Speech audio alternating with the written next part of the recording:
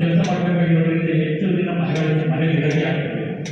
ಎಲ್ಲರ ಮನೆಯೂ ನಡೆಯುತ್ತಾನೆ.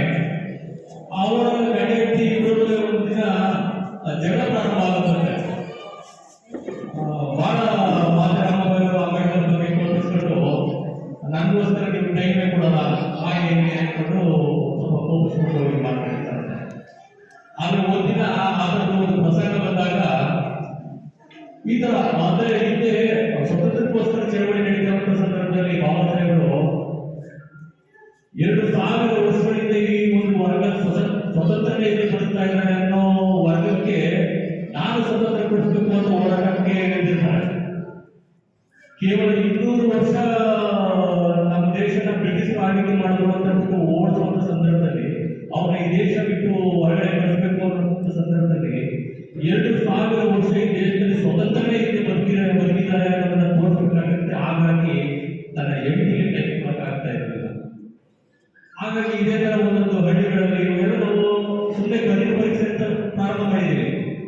ಕಣ್ಣಿನ ತೊಂದರೆ ಇದ್ರೆ ನಿಜಕ್ಕೂ ಅವರು ಹೋಗಿ ಕಣ್ಣಿನ ಆಸ್ಪತ್ರೆ ತೋರಿಸ್ತಾರೆ, ಅಥವಾ ಹುಷಾರಿಲ್ಲ ಅಂತಂದ್ರೆ ಹಾಸ್ಪಿಟಲ್ಗೆ ಹೋಗೋದು ಸಹಜ. ಈ ತರ ಕಾರ್ಯಕ್ರಮಗಳನ್ನು ಮಾಡೋದ್ರ ಜೊತೆಗೆ ಒಂದು ಸಮಾಜವನ್ನು ಎಚ್ಚರಿಸುವುದಕ್ಕೋಸ್ಕರ ನಾವು ಈ ಕಾರ್ಯಕ್ರಮ ಮಾಡ್ತಾ ಇದ್ದೀವಿ. ಬರೀ ಕಣ್ಣಿನ ತೊಂದರೆಗೋಸ್ಕರ ಅಲ್ಲ, ಮನಸ್ಸಿನಲ್ಲಿರುವಂತ ಹೊರೆನ ತೆಗೆಯೋಣ ಅನ್ನೋದಕ್ಕೋಸ್ಕರ ಈ ಕಾರ್ಯಕ್ರಮ ಮಾಡ್ತಾ ಇದ್ದೀವಿ. ಅದೇ ತರ ಒಂದು ಸಾಮಾಜಿಕ ಪರಿವರ್ತನೆಗಳು ಆಗೆಲ್ಲ ನಡೆಯುವಂತ ಸಂದರ್ಭದಲ್ಲಿ ಹಳ್ಳಿಗಳಲ್ಲಿ ಒಂದು ಸಾಮಾಜಿಕ ನಾಟಕಗಳು ಇರ್ತವೆ. ಆ ಒಂದು ಸಾಮಾಜಿಕ ನಾಟಕಕ್ಕೆ ಬಾಬಾ ಸಾಹೇಬರನ್ನ ಚೀಫ್ ಗೆಸ್ಟ್ ಆಗಿ ಕರೆದಿರ್ತಾರೆ.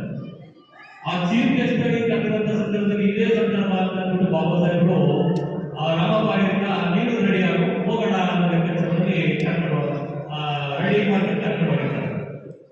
ಅಲ್ಲಿ ಇದೇ ತರ ವೇದಿಕೆ ಮೇಲೆ ಬಾಬಾ ಸಾಹೇಬರನ್ನ ಕೂರಿಸಿ ಮಾತಾಡುವಂತ ಸಂದರ್ಭದಲ್ಲಿ ಅವರು ಒಂದು ಸಾಮಾಜಿಕ ಪರಿವರ್ತನೆ ಆಗುವಂತ ಒಂದಷ್ಟು ಮಾತುಗಳನ್ನ ಆಡಿರ್ತಾರೆ. ಆ ಸಾಮಾಜಿಕ ಪರಿವರ್ತನೆ ಇದೇ ತರ ಜನಗಳೆಲ್ಲ ಅವರು ಮಾತಾಡೋದನ್ನ ಕೇಳ್ಬಿಟ್ಟು ಬಹಳ ಸಂತೋಷಪಟ್ಟು ಅವ್ರ ಗೆಸ್ಟ್ ಇದರಿಂದ ಕೆಳಗಿಟ್ಟು ನಾಟಕ ಪ್ರಾರಂಭ ಆಗಬೇಕಾಗಿರುತ್ತೆ.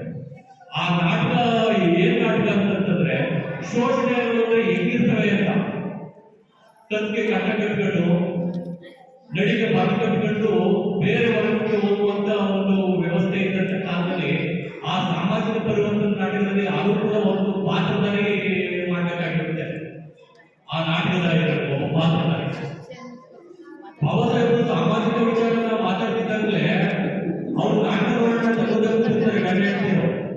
ಆ ನಾಟಕದ ಪಾತ್ರಧಾರಿ ನಾನು ಈ ಪಾತ್ರ ಮಾಡಲ್ಲ ಅಂತ ಸೆಲೆಕ್ಟ್ ಮಾಡ್ತಾರೆ. ಪರಿವರ್ತನೆ ಆಗಿರುತ್ತದೆ. ಆ ನಾಟಕ ಮಾಡಲ್ಲ ಅಂತ ಅವನು ಆ ನಾಟಕ ಅದಕ್ಕೆ ನಿಂತಿರ್ತದೆ. ಗಂಡ ಹೆಂಡತಿ ಕಾರಲ್ಲಿ ಓದ್ತಾ ಇರ್ತಾರೆ. ಅವಾಗ ಬಾಬಾ ಸಾಹೇಬರು ಅಳ್ತಾ ಇರ್ತಾರೆ. ರಮಾಬಾಯಿ ಕೇಳ್ತಾರೆ, ಏನಂತ ಕೇಳ್ತಾರೆ, ಯಾಕೆ ಹೇಳ್ತಾ ಇದ್ದೀರಾ ಅಂತ ಕೇಳ್ತಾರೆ. ಆ ಪಾತ್ರಧಾರಿ ಆ ಪಾತ್ರ ಮಾಡೋದಕ್ಕೆ ನನಗೆ ಅವಮಾನ ಆಗ್ತಾ ಇದೆ ಅಂತ ಹೇಳ್ಬಿಟ್ಟು ಪಾತ್ರ ಮಾಡ್ತಾ ಇಲ್ಲ. ಆದ್ರೆ ನನ್ನ ಜನ ಅದೇ ತರ ಬದುಕ್ತಾ ಇದ್ದಾರಲ್ಲ, ಅದೇ ತರ ವಾಸ ಮಾಡ್ತಾ ಇದ್ದಾರಲ್ಲ, ಆ ಕಾರಣಕ್ಕೋಸ್ಕರ ನನ್ನ ಸಮಯವನ್ನ ನಾನು ಅವ್ರಿಗೆ ಮೀಸಲಿಡಬೇಕಾಗಿದೆ. ಆ ಕಾರಣದಿಂದ ನಾನು ನಿಮಗೆ ಕೈ ಕೊಡಕ್ಕಾಗ್ತಾ ಇಲ್ಲ ಅಂತ ಹೇಳಿದಾಗ ರಾಮಬಾಯಿ ಅವರು ಕೂಡ ಜೊತೆಗೆ ತಪ್ಪಿಕೊಂಡು ಬಂದರು. ಹಾಗಾಗಿ ಇಂಥ ಸಂದರ್ಭದಲ್ಲಿ ಆ ಮಹಾತಾಯಿನ ನೆನೆಸಿಕೊಂಡು ನಾವು ಇವತ್ತು ಉಚಿತ ಕಣ್ಣಿನ ತಪಾಸಣೆ ಶಿಬಿರವನ್ನ ಏರ್ಪಡಿಸಿ ಸುಮಾರು 15 ಜನಕ್ಕೆ ಶಸ್ತ್ರಚಿಕಿತ್ಸೆ ಮಾಡಿ ಅವರಿಗೆ ದೃಷ್ಟಿ ಬರುವ ರೀತಿ ಮಾಡಿ, ಜೊತೆಗೆ ನಮ್ಮ ಮನಸ್ಸಿನಲ್ಲಿರುವಂತಹ ಹೊರೆಗಳನ್ನು ಸಾಧ್ಯವಾದಷ್ಟು ಈ ಕಾರ್ಯಕ್ರಮಗಳ ಮುಖಾಂತರ ಆ ಪ್ರಯೋಜನ ತಗೊಂಡು ಸಮಾಜಕ್ಕೆ ವಿಶ್ವಮಾನವರಾಗಿ ಬದುಕೋಣ ಅಂತ ಹೇಳ್ತಾರೆ. ಜೈ ಹಿಂದ್.